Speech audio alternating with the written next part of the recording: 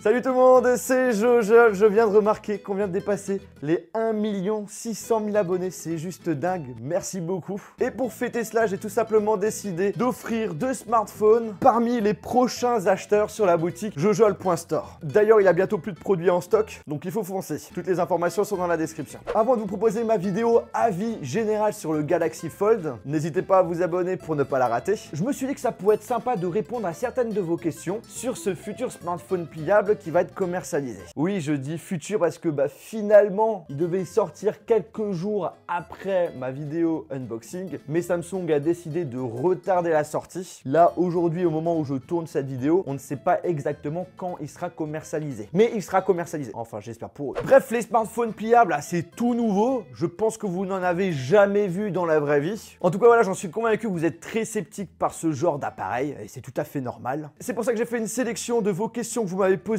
sur Instagram et Twitter. D'ailleurs, si vous me suivez pas, n'hésitez pas, tous les liens sont dans la description, surtout sur Instagram, où je poste très régulièrement des belles exclus et même des concours. Donc ça serait un petit peu bête de les rater. On commence avec les premières questions. Quel genre d'application peut-on installer sur ce Galaxy Fold? Quels jeux sont compatibles? Alors en fait, c'est très simple, ce smartphone est sous Android. Donc du coup, qui dit Android dit que toutes les applications que vous avez sur le Play Store, vous pouvez les installer dessus. Donc toutes les applications, tous les jeux que vous utilisez sur votre smartphone, vous pouvez les utiliser sur le Fold. Est-ce que tu penses que c'est l'avenir? Ça détrônera le téléphone normal? Penses-tu que le smartphone pliable sera un avenir prometteur pour les téléphones? Penses-tu que c'est l'avenir du smartphone? Très très bonne question. Justement, c'est la question que je me posais la première fois que j'ai vu ces smartphones pliables. En l'ayant testé pendant une grosse semaine, après à confirmer dans mon test complet, si j'ai le même avis, je trouve que finalement, un smartphone pliable, c'est extrêmement pratique et il y a quand même pas mal de potentiel. Alors bien entendu, il y a des défauts, c'est tout nouveau, il y a des choses à améliorer, mais le Fold m'a tout de même convaincu sur ce genre de technologie. Pour moi, ici, on a une petite tablette avec toutes les fonctions importantes d'un smartphone et que tu peux transporter facilement. Le fait d'avoir, bim, un plus grand écran, ça apporte un confort visuel lorsqu'on navigue sur Internet, sur les réseaux sociaux. Quand on regarde une vidéo, bim, la vidéo est plus grande que d'habitude, du coup, c'est plus agréable. Et dans les jeux, on a une meilleure immersion. Donc pour moi, je serais pas du tout choqué que d'ici 10 ans, tous les smartphones que vous allez acheter dans le commerce, ce seront des smartphones avec une technologie pliable. Une question d'Antoine, il a combien d'heures d'autonomie? La batterie du Fold tient largement la route. Je suis parti en déplacement, je l'ai utilisé à la maison, j'ai eu pas mal de journées assez intensives avec, et franchement, j'ai jamais eu besoin de le recharger. Pour vous donner une idée, on est entre 6 à 7 heures d'écran allumé pour la journée, ce qui est excellent pour tenir la journée sans problème. Est-ce qu'il peut rentrer dans ta bouche? Est-ce qu'il peut faire cuire des saucisses comme un barbecue? Est-ce que quand on regarde une vidéo drôle dessus, on peut dire qu'on est plié de rire? Est-ce que tu as déjà coincé les doigts dedans en le refermant? Si oui, ça fait mal? Mon doigt s'est jamais coincé, et non, ça fait pas mal. Ce téléphone est-il pliable?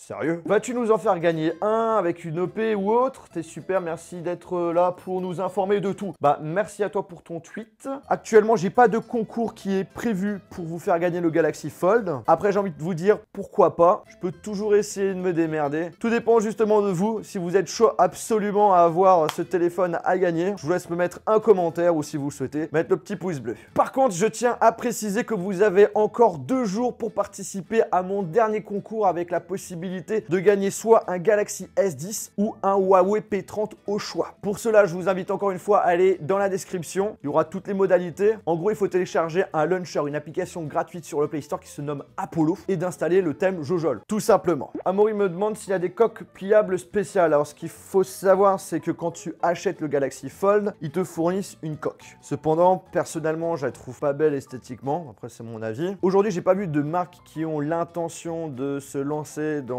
ce type de protection. Genre Rhinoshield n'a pas du tout l'intention d'en faire. Pareil pour tout ce qui est écran de protection sur un écran pliable, ça doit être chaud. C'est vrai que niveau accessoires, c'est pas terrible. Le Galaxy Fold ne gêne pas dans la poche. Alors écoute, je te le mets dans ma poche. ça rentre dedans sans souci. Voilà. Je me suis promené avec, j'étais dans le métro assis, dans le train également, et dans la poche, franchement, c'est pas gênant. Alors certes, il est un petit peu plus épais que la plupart des smartphones, mais en vrai, en réalité, c'est pas si gênant que ça. Quelle est la longévité du système de pliage annoncé par Samsung? On peut l'ouvrir et le fermer combien de fois avant que cela se casse environ? T'es super. Merci, Keke74. Alors aujourd'hui, Samsung nous garantit qu'on peut le plier et le déplier 200 000 fois, qui représente environ 5 ans d'utilisation. Après, je vais pas vous le cacher, au début, on s'amuse quand même à l'ouvrir et à le fermer plusieurs fois, parce que voilà, on est quand même fasciné par ce genre d'écran, surtout quand tu le prêtes à un pote, il est en mode « Oh putain de merde !» Oh mais il y a un pli. Bonjour Jojol, penses-tu qu'il va se vendre? Un échec comme le Note 7, penses-tu qu'il va flop ou buzzer? Alors, est-ce que le Galaxy Fold sera plutôt un Galaxy flop? C'est vrai que suite aux problèmes qu'ont rencontrés certains journalistes et youtubeurs américains, qui sont finalement pas la faute de Samsung, c'est vrai qu'il peut avoir des répercussions sur les ventes. Après, personnellement, je pense pas que Samsung attende d'avoir un succès fou en termes de quantité vendue, d'où le prix extrêmement cher. Il n'y a pas tout le monde qui peut se permettre d'acheter ce type de produit. Je dirais que c'est plutôt une façon de montrer que voilà, Samsung est capable de faire cela, qui sont les premiers à avoir commercialisé le smartphone pliable. Du coup, c'est surtout une histoire d'image et de fierté. Le problème, c'est qu'en termes d'image, finalement, voilà, il a quand même fait un bad buzz. Hâte de voir comment cette histoire va s'arranger. Quel écran tu utilises le plus? Au final, avec toutes les critiques sur le petit écran, est-ce qu'il est bien? Est-ce que c'est pas dérangeant que le premier écran est plus petit que d'autres téléphones? Je ne vais pas vous mentir, le petit écran, finalement, tu l'utilises pas trop. La majorité du temps, quand tu sors ton téléphone, bim, hop là, tu l'ouvres. Après, je dis pas que le petit écran est inutile. Je l'utilise quand même de